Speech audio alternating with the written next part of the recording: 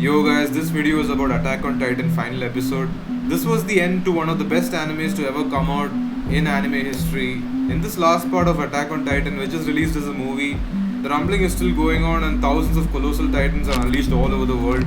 And over 50% of the population is destroyed. Meanwhile, Armin and the scouts from Paradise Island are trying to stop them. And eventually they do stop Eren and they kill him. And as a result, the rumbling stops. Before Eren was killed, there was an interesting conversation between Armin and Eren in the paths. So the paths is like a common place where all Eldians can see each other. Eren was telling Armin he wanted to go on with the rumbling because he wanted Armin and his scout colleagues to stop the rumbling. And that because of Armin and the scouts stopping the rumbling, Armin would be called a hero and Paradise Island might be saved as a result. So Eren was not fully convinced about the idea that he wanted to destroy the whole world except Paradise Island. Oh yeah, Eren also revealed that he had become a slave to what he keeps mentioning over and over in the show, that is freedom.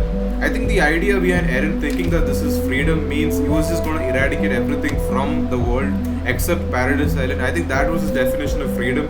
I think Eren wanted to create a world where Paradise Island didn't have to be fearful of the people outside the walls. I think Eren wanted to create a world where people inside the walls could live happily without any fear of being attacked or of being massacred. Even if Eren's so-called ideal freedom came true, there would still be fights in Paradise Island because it's humans at the end of the day. Humans are just gonna have conflict.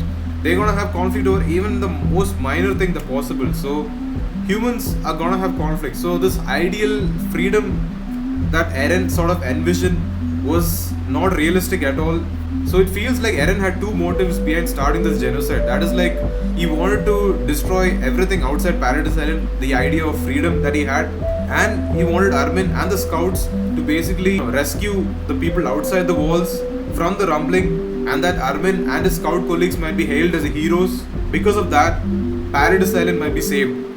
So I think this is what he was going for. It's conflicting feelings about this character, like I was like, okay, this guy is trying to be the protagonist, he's trying to be the hero, he's trying to save the world, he's trying to save Paradise Island, it's cool.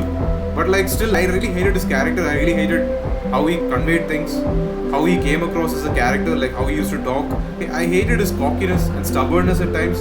He became the villain. When he sort of became the villain, he was actually really likable. Like I don't know, he kind of fits easily into that role of being the villain.